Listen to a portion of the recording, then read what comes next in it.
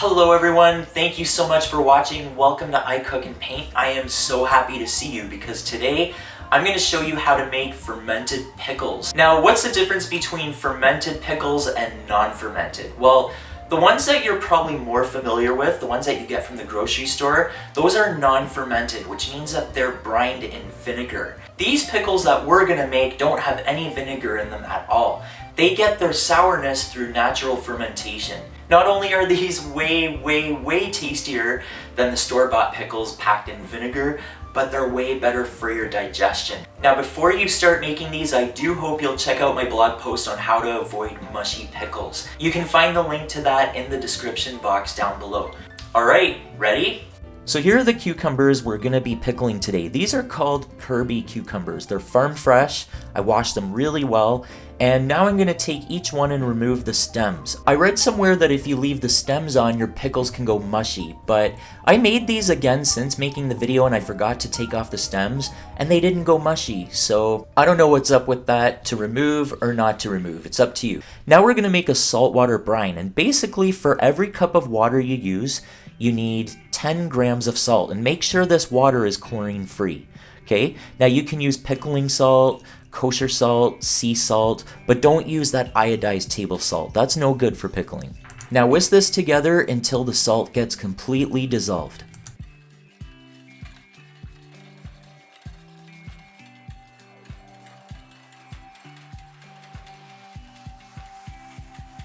Alright, so now I have some spices. I'm going to add some mustard seeds, peppercorns, here I have some red chili flakes, coriander seeds, bay leaves, and cloves. I'm also going to use some green tea leaves in the brine because the tannins in the green tea and the bay leaves can keep the pickles nice and crispy. And here I have some fresh dill. Now you don't have to use dill or spices or anything. If you want just regular sour pickles, then that's your choice. I'm also going to add some nice fresh garlic.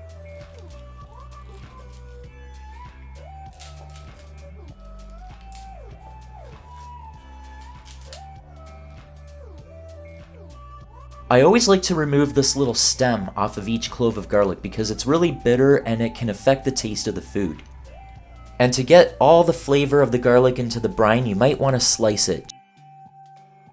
So you'll want to get all your mise en place together, your sliced garlic, your fresh dill, your spices, and then you're ready to build your pickles. So I'm going to do some whole pickles in a crock and some spears in mason jars today. You want to take your cucumbers and line the bottom of your crock, and make sure you're using a food grade crock, one that's made for doing this sort of thing. So line your cucumbers on the bottom, pick the ones that will fit. It's kind of like making a puzzle. Now we're going to top this with a few slices of our fresh garlic. And now some dill. And last but not least, a few of our little spices here. So you don't even have to measure this. I'm just randomly grabbing a little bit of this, a little bit of that.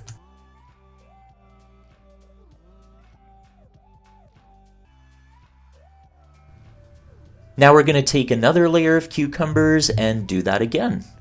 Basically, we're building a giant cucumber parfait. So there's our cucumbers, and then our garlic, our dill, and spices. Ooh, look at that.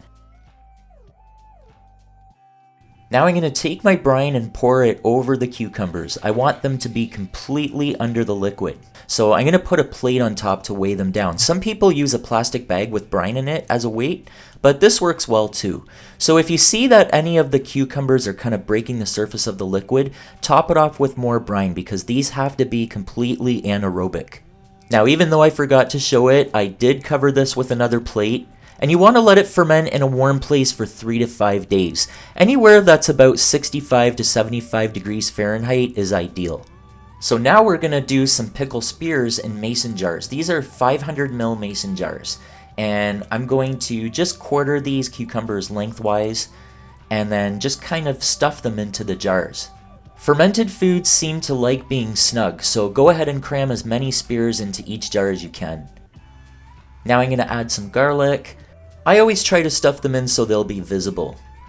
And remember, you don't even have to use herbs or spices or garlic, or if you want, you can vary your ingredients. After all, these pickles are your masterpiece.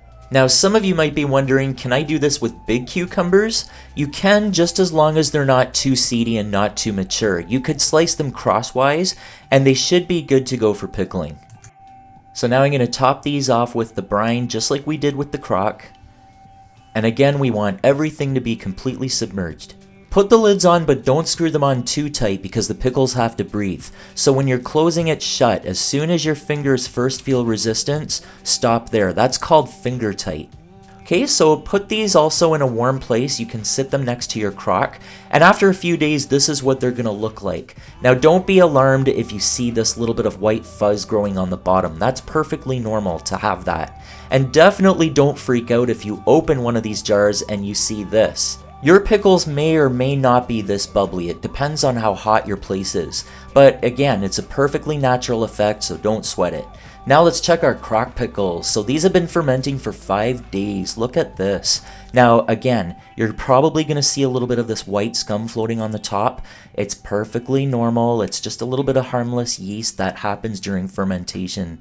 I'm going to take one out of the brine so you can see what it looks like. You can see how much the color has changed. And now we're going to cut this open so you can see the inside. I can't tell you how much my mouth is watering right now. These smell so good. Look at how nice and crunchy that texture is and that nice even color in the middle. Nothing is hollow or mushy. These turned out really, really great. But the only way we can really tell how good they are, there you have it. Wow. You can expect a way stronger punch of flavor in these pickles compared to those vinegar-packed ones you get from the store. And if you're noticing a little effervescence, if you're sensing that they're slightly fizzy, don't freak out. That's normal. Alright, once your pickles are fully fermented like this, it's time to get them into the fridge. They can't stay out anymore. So I'm just going to remove the rest of that scummy yeast on the top surface. Chef John from Food Wishes does this cool thing where he holds this over the sink and then flushes it all out by pouring more brine into it. But I don't have any brine left, so I can't do that. So I'm going to transfer these into a nice big jar, just put them in whole like that, and then pour in all of that nice brine. Hopefully you're a little less messy than I am. And now you want to make sure these pickles are completely submerged under that brine, so kind of push them around to make room. Also, don't worry if your brine looks really cloudy. We just shook things up and it will clear after a few days. Now just pop these into the fridge and your pickles are good for months. How cool is that? Well, I have to tell you guys, I had such a great time making these pickles for you today, and those of you who know me well have probably figured out that at some point, I painted a picture of these cucumbers. To see more of my paintings, check out paintingwithpaul.com. I've put the link down below, along with a link for the recipe for these pickles. If you enjoyed this video, then let me know you did so by clicking like. Please don't forget to subscribe to I Cook and Paint for more great recipes, and I will see you all in the next video. Later!